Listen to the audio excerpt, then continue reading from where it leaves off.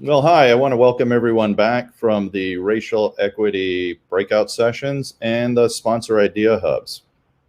I hope you found both of these to be as engaging and important discussions as I did. I was able to attend a few of the breakout sessions, and these were some very powerful and important discussions that were occurring. So in that line, we're going to hear report outs from a few of the racial equity breakout sessions. But first, I want to introduce you again to the amazing Akeisha Haid. We are so honored to have her as a new co-chair of the Executive Chefs Committee. She's also an incredible leader at Harvard Dining and certainly in the MCURC. And I have been impressed with Akeisha for many years. So, Akeisha, I'm going to turn it over to you for the report outs. All right. Thank you, Eric. Thank you very much for that great introduction. So first, we would like to introduce Charlie Huffs for her group to report out on some awesome conversation that they've had.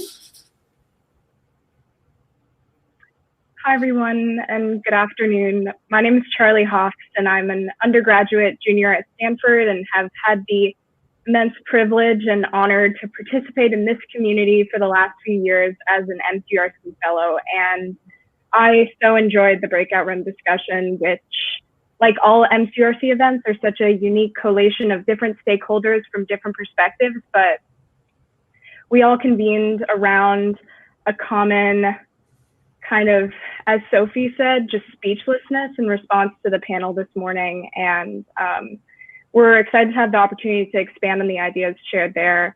I guess two main themes we talked about were kind of externally. How do we leverage our position as actors in the food system from a university perspective to enact change to advance racial equity in our food systems? And we had in the breakout room Mike from American Seafood, who talked about really broached the question of how do we close the gaps in a food system where there's just unintuitive misconnections between immense supply and immense need, often exacerbated by and exacerbating racial and socioeconomic disparities. And Julie from Boston College shared an uplifting anecdote about a partnership between a local seafood provider and a public school, and talked about how public schools and education institutions, we're speaking from a higher education perspective here, but how do we start at the public school level to bridge accessible connections between healthy food available for free in a school lunch program with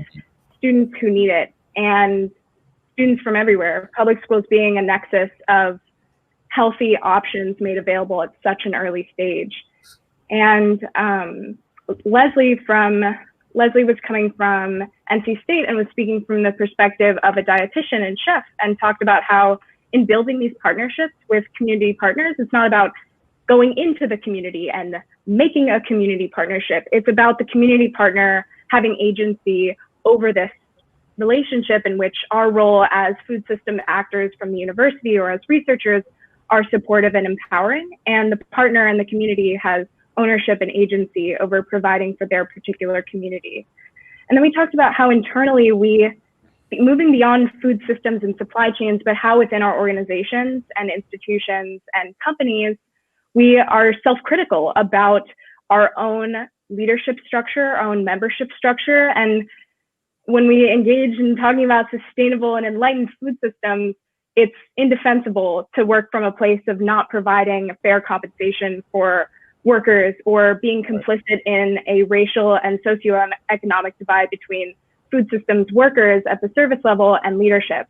So going forward into racial equity working groups in MCURC, we thought it could be something to continue to talk about and, more importantly, act on to more actively exert a positive influence, an active influence in allyship through external collaborations that are empowering and not led or facilitated only by university actors, but empower community partners, and internally continuing to reflect shamelessly or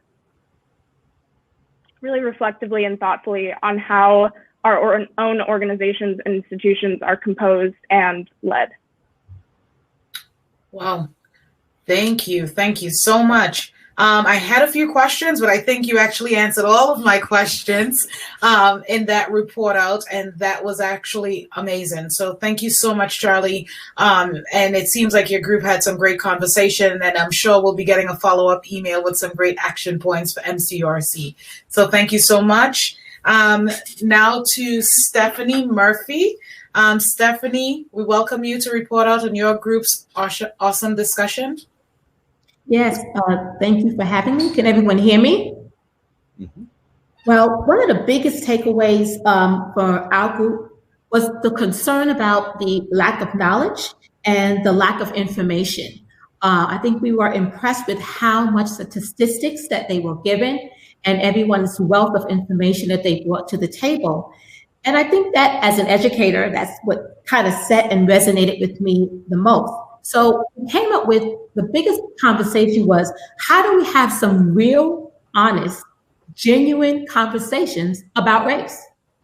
Those are difficult conversations to have. How do we have them? How do we start that? We talked about the fact that these systems are intertwined and they are interconnected, but the systems are made up of individuals. We are part of those systems.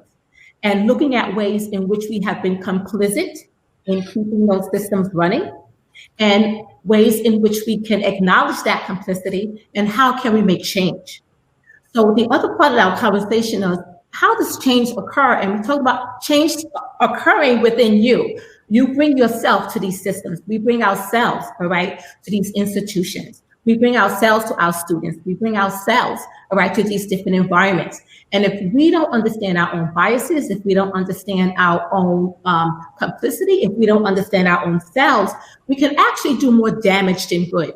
So we talked about how do we interact in such a way and how do we educate ourselves in such a way that when we engage in these conversations and when we start to think about change, we are actually go beyond just meaning well to actually doing well, all right? What do we do to do well, all right, and not mean well? And so some of the ideas that came up was about perhaps increasing diversity on the research committee on the menus of change. All right, so how can we increase diversity and how can we retain diversity and how can we start looking at research that addresses these issues of inequity, all right, in these systems? And I think part of having these conversations will look at, well, what are some of the barriers to increasing diversity? What are some of the barriers to retaining, all right, academics in this area, in this space? What are some of the challenges that they may face?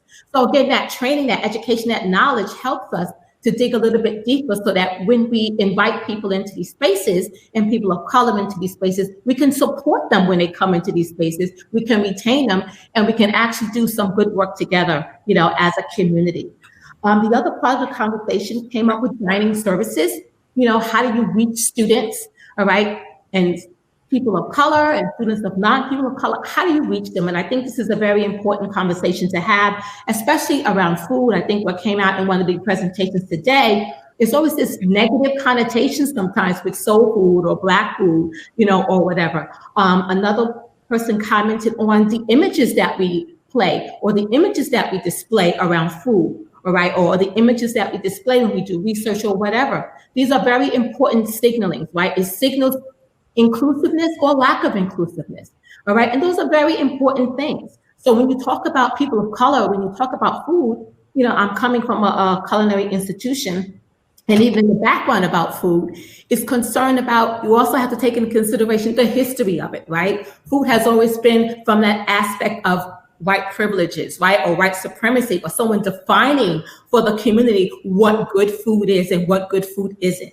So that's even part of that conversation. In order to engage with this community, you need to understand that community. So when you have these conversations, those are some of the larger things that we need to consider. So we want to look forward to how about having, what do we do? What are some ideas that we can just get together as a group and start to have more honest dialogue so that we can take the next step forward.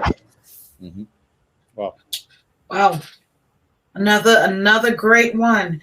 And do you have at least one hope that MCURC can help with? I would like, and I think our group would like, a hope to be able to actually try to develop some avenues by which we can start this dialogue. One suggestion was I mentioned a course that I teach, and that teaches on anti-Black racism, strengthening our voices for change.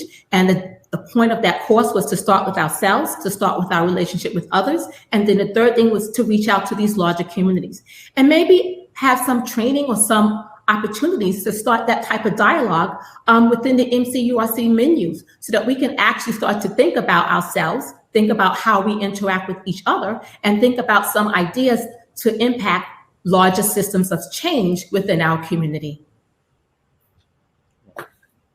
Thank you. Thank you so very much. That was great.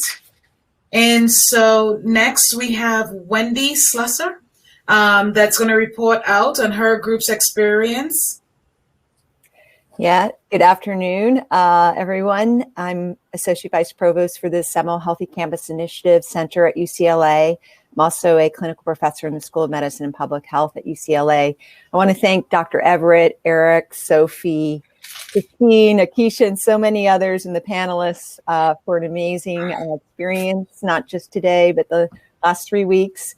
And also for everyone in our breakout session for your brain power, talent, empathy, and commitment to health equity and social justice. So building on Charlie and Stephanie's report out, I'd like to say a quote from my father who says, "Don't judge someone until you've walked a mile in their shoes." And I feel that much of our theme has been around that area.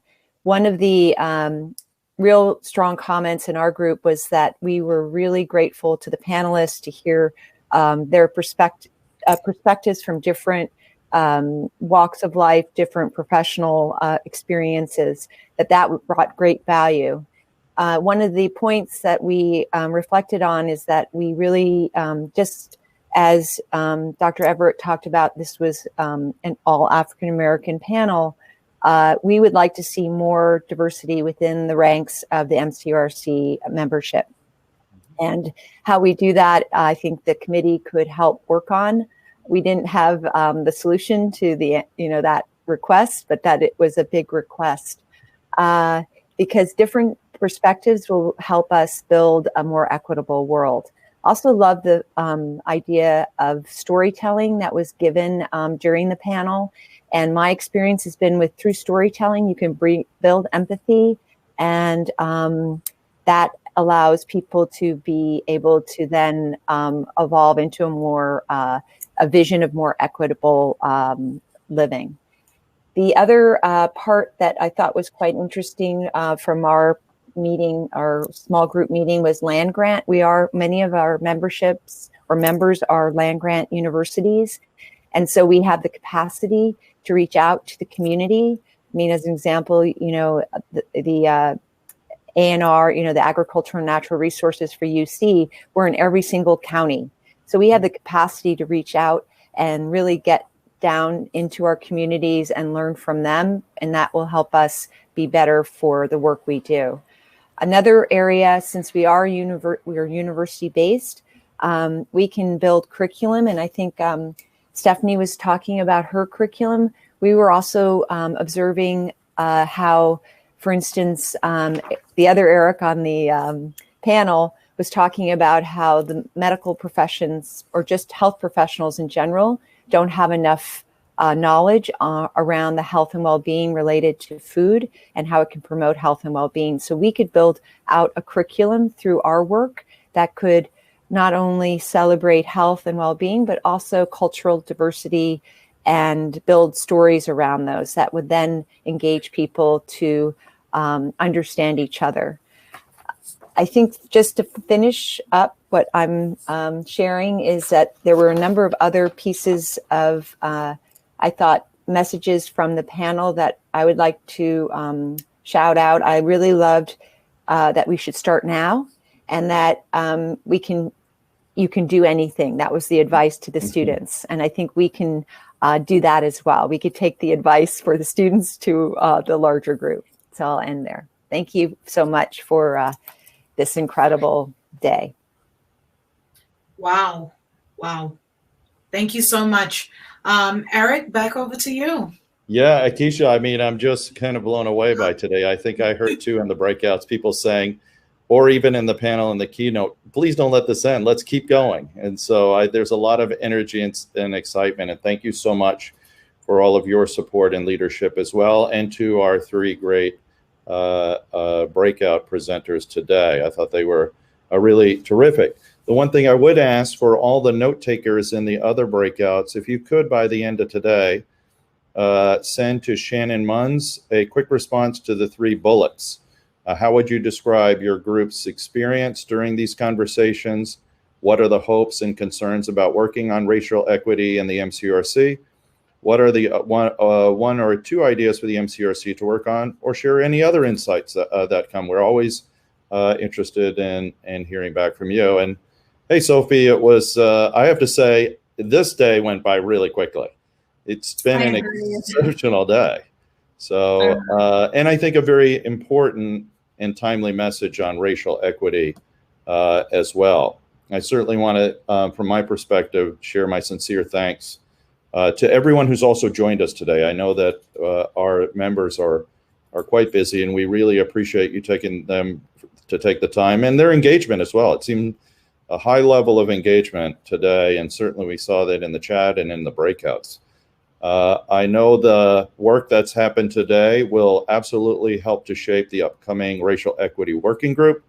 More information will be coming about that. And again, that's for members and sponsors, and also the upcoming MCURC Racial Equity Plan. I especially want to thank Dr. Shirley Everett for her inspiring and impactful keynote, and for the really excellent panelists with their critically important insights, reflections, and just diversity of perspective. I'm sure you do as well, Sophie, and you also want to share your thoughts and perspective on today. Yeah, I couldn't agree more. I wish we had many more hours that could have gone on. They are just such wealths of information and insight and inspiration. So a huge thanks again to all of our speakers today for sharing their thoughts and experiences. You know, as I kind of think about the theme, for me, I think a few others shared in the chat too, that, you know, just feeling deeply motivated about the unique power that food can have as an advocate. And, you know, it was so well said by Brooklyn Borough President Eric Adams that it comes down to dinner, not DNA. And that vision he shared of cities turned into agrarian economies, I mean, wow. And Tanya, you know, what she shared about elevating the stories, ingredients, and food ways of Black chefs, as well as Dr. Everett's vision around Black farmers. And then what stood out to me from Lauren Scott was this beautiful call to action she shared to eat each other's food more often, learn more about each other, listen, have empathy, and how all that can lead to a more just and verdant world. I mean, thank you, Lauren, for the gift of that invitation. And then lastly, Lauren Graham, I just so appreciate her points about more inclusion in the environmental movement, and then reminders from all of our panelists of the importance of dignity, access, and intersectionality. So really some powerful take-home messages and some, you know, really wonderful, I think, invitations to the collaborative that we hope, for those of you who are interested, can be taken up by this forthcoming Racial Equity Working Group. So for those of you who do want to continue reflecting, sharing, and so on, we're heading into our networking reception now. So this system stays open until 1 p.m. Pacific, so we hope you'll continue to chat and get to know one another. There's a random matching feature for 4-minute conversations. You can and obviously continue the conversations around racial equity, as well as perhaps share the networking topic, which is what is the most sustainable new habit you've picked up during the pandemic. Otherwise, we hope you'll join us next Wednesday for our 4th and final week. We'll be focused on education, a Gen Z deep dive, learn from and about your students, from their evolving demands as diners to their visions of a brighter future as rising food leaders. Many highlights in that program, including the MCURC Fellows Showcase, an insights-packed presentation from guest speaker Colleen McClellan from Data Central, our education working group breakout sessions where we pick up those same topics from the research working group breakouts, looked at now from an educational lens. The 4th and final installment of our fun and informative sponsor member idea hubs, and then our fellows poster session and final chance to build and strengthen collaborative relationships throughout the MCURC community in the closing networking break. So you can find the full schedule in your final details email sent out at the start of each week. We hope to see you next week, same time, same place. And until then, thank you all for joining us, and please enjoy the networking reception and be well.